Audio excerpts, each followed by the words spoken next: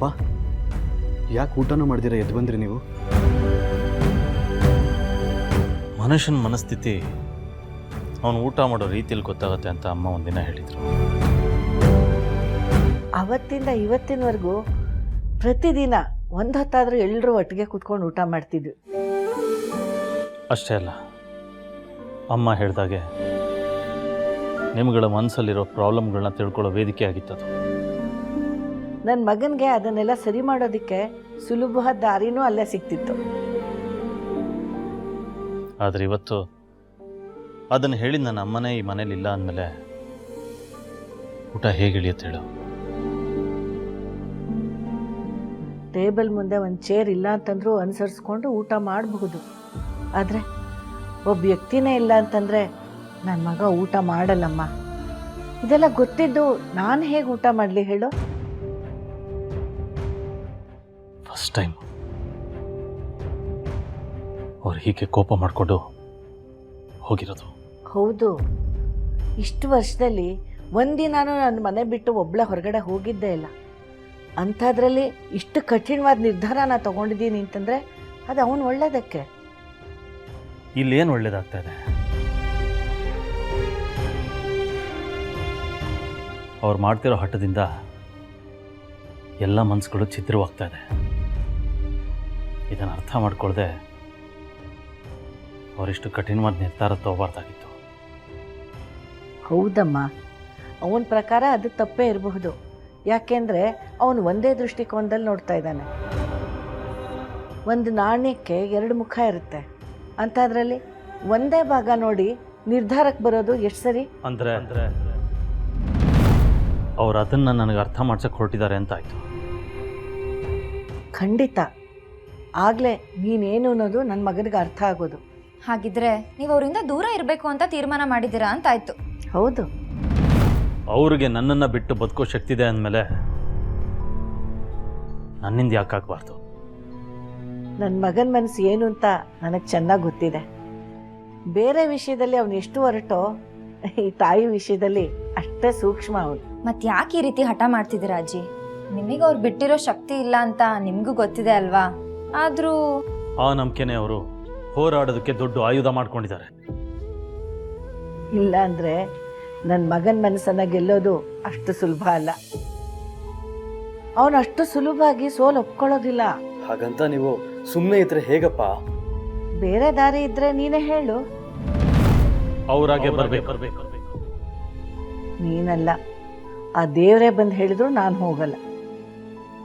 ಅಪ್ಪ, ಅದಕ್ಕೆ ಲಕ್ಷ್ಮೀ ಸರು ಇವ್ ಮೂರನ್ನು ನಾವು ಒಪ್ಪಿಸ್ತೀವಪ್ಪ. ನೀವು ಅಜ್ಜಿ ಹೇಳ್ದಂಗೆ ಮಾಡಿ. ಮೊದಲಾಗ ಅವ್ರನ್ನ ಕರ್ಕೊಂಬನ್ನಿ.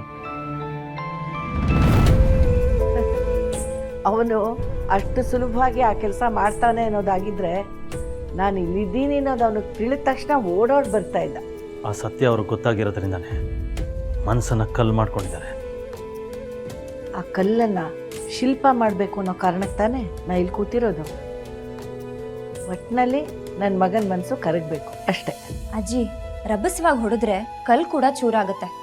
ಅದೇ ರೀತಿ ಹಠದಿಂದ ಸಂಬಂಧಗಳನ್ನ ಬೆಸೆಯೋ ಪ್ರಯತ್ನ ಪಟ್ಟರೆ ಮನ್ಸುಗಳಿಗೆ ನೋವಾಗುತ್ತೆ.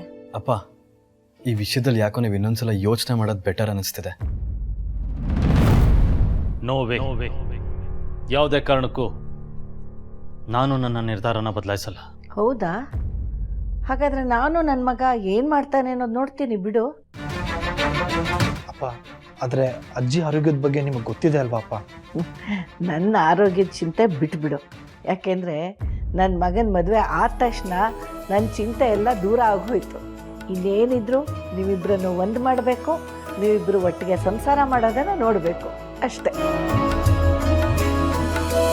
ಅಜ್ಜಿ, ಈ ವಿಷಯದಲ್ಲಿ ನಾನು ನಿಮಗೆ ಏನು ಹೇಳಬೇಕು ಅಂತಾನೆ ನಂಗೆ ಗೊತ್ತಾಗ್ತಿಲ್ಲ. ಹೇಳೋದೇನೂ ಇಲ್ಲ. ಇದು ಅವ್ರ ಮನೆ, ಅವರಾಗೆ ಬರಬೇಕು. ಏ ಹುಡುಗಿ, ನಾ ಹೋರಾಟ ಮಾಡ್ತಿರೋದು ನಿನಗೋಸ್ಕರ. ಅದು ನಿನ್ನ ಮನೆ ಆಗಲಿ ಅನ್ನೋ ಕಾರಣಕ್ಕೆ. ಅಂದರೆ ಇದೇನಾ ನಿಮ್ಮ ಕಡೆ ತೀರ್ಮಾನ? ಹೌದು, ನಾನು ಆ ಮನೆಗೆ ಹೋಗಬೇಕು. ಓಹೋ, ನಿನ್ನ ಗಂಡನ ಬಗ್ಗೆ ಇರೋ ನಂಬಿಕೆ ನನ್ನ ಮೇಲೆ ಇಲ್ವಾ ನಿನಗೆ? ಆಯಿತು, ನನ್ನ ಹೋರಾಟದ ಶಕ್ತಿ ಏನು ಅಂತ ನೀನೇ ನೋಡೆ ಹುಡುಗಿ. ನಿನ್ನ ಕರ್ಕೊಂಡೆ ನಾನು ಆ ಮನೆಗೆ ಹೋಗೋದು. ನನ್ನ ಸೊಸೆಯಂದಿರ ಮೇಲೆ ಅಪವಾದ ಹೊರಿಸ್ಬೇಡಿ. ಇದರಲ್ಲಿ ಅವ್ರ ತಪ್ಪೇನೂ ಇಲ್ಲ. ನಾನು ಅಷ್ಟೇ, ನನ್ನ ಸೊಸೆನ ಬಿಟ್ಕೊಡಲ್ಲ.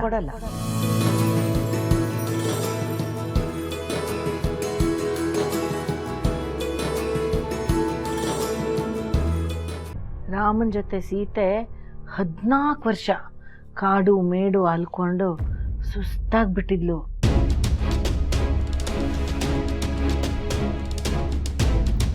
ಎಜೆ ಅರಮನೆಯಲ್ಲಿ ರಾಜಯೋಗ ಇರುತ್ತೆ, ಮಹಾರಾಣಿಯಾಗಿ ಬದುಕ್ಬೋದು ಅನ್ನೋದನ್ನು ಹೇಳೋದು ಬಿಟ್ಟು ಈ ಮುದುಕಿ ಕಷ್ಟ ಕಾಲದಲ್ಲಿ ಭಾಗಿ ಆಗಬೇಕು, ಕಾಡು ಮೇಡು ಸುತ್ತಬೇಕು ಅಂತ ಹೇಳ್ತಿದ್ದಾರೆ. ಇವ್ರು ಯಾಕೋ ಸರ್ವ ಸಂಪತ್ತು ಸುಖ ಸಂತೋಷನೂ ತ್ಯಾಗ ಮಾಡೋಕೆ ನಿಂತಿದ್ದಾರೆ ಅನಿಸ್ತಿದೆ.